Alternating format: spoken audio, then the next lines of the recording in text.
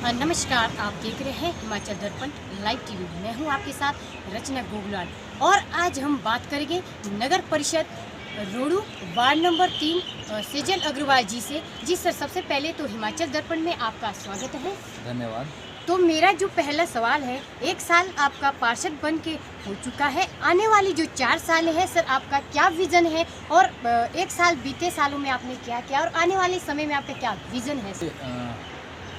हमारा विज़न बड़ा स्पष्ट है और हमने जब चुनाव लड़ा था तो हमने अपना विज़न लोगों के सामने रखा था। उसमें 30 अलग अलग पॉइंट्स हैं जो हमारा विज़न पूरे 5 साल के लिए था।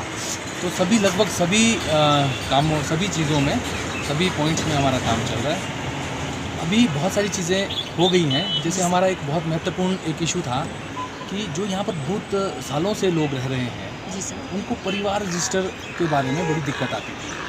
पर जब हमने इसकी तहकीकात की तो हमारे जो नगर परिषद एरिया है, पूरे हिमाचल में अर्बन एरिया है, उसमें कहीं भी परिवार रजिस्टर का कोई हमारे एक्ट में कोई प्रावधान नहीं है। इसलिए हमने यहाँ पर रिक्वेस्ट की और हमने कहा कि भाई जो ये डॉक्यूमेंट आप आज तक दे रहे थे तो ये एक इलीगल डॉक्यूमेंट था।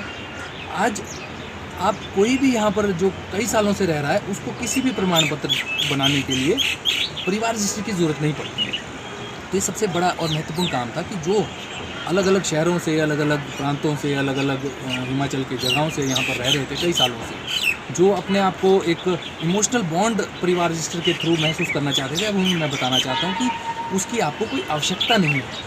अब आप एक राशन कार्ड जो आपका यहाँ बना है वही एक आपका परिवार रजिस्टर का एक डॉक्यूमेंट है। और हमारे विभागों में भी जैसे पटवारी और दूसरे विभागों में कोई पेंशन के लिए परिवार रजिस्टर की नकल मांगते थे, अब उन्होंने मांगना बंद कर दिया। तो इससे बहुत लोगों को फ़ायदा हुआ है।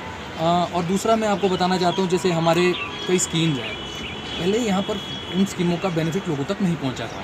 एक प्रधानमंत्री आवास योजना है जिससे सिर्फ मैं अपने वार्ड की बात करूँ तो 7 ऐसे परिवार हैं जिसको उसमें बेनिफिट मिला, जिसमें से एक परिवार ने 2 किस्तें ले ली है, 3 परिवारों ने पहली किस्त ले ली है, 2 परिवारों को भी पहली किस्त मिलनी है। तो ये एक बहुत महत्वपूर्ण काम हुआ है। पेंशन की योजना है, हमने घर घर जाके 10 ऐसे परिवार हैं जिनको पेंशन लग चुकी है। और एक मैं आपको बताना चाहता हूँ, जो ये तो रही एक जो सोशल वेलफेयर के थे, कुछ जो फिज़िकल डेवलपमेंट के हैं उसमें कुछ नालियाँ हैं, कुछ सीढ़ियाँ हैं। अभी एक हमारा टेंडर हुआ है टॉयलेट बनाने का, इस हॉस्पिटल रोड पे कोई टॉयलेट नहीं है। जी सर, ये बहुत बड़ा मुद्दा है। जी सर।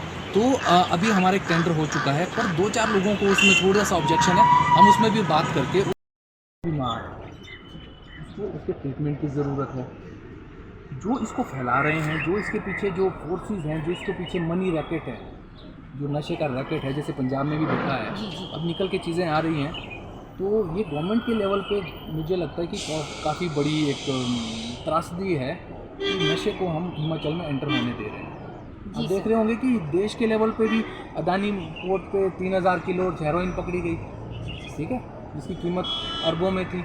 इसी तरह वो हीरोइन जो पकड़ी जा रही है तो पकड़ी जा रही है, पर जो नहीं पकड़ी जा रही है वो कहाँ तक पहुँच रही है, वो हमारे गांव तक पहुँच रही है। तो इसको मुझे लगता है कि पुलिस प्रशासन को बहुत सख्ती से निपटने की ज़रूरत है।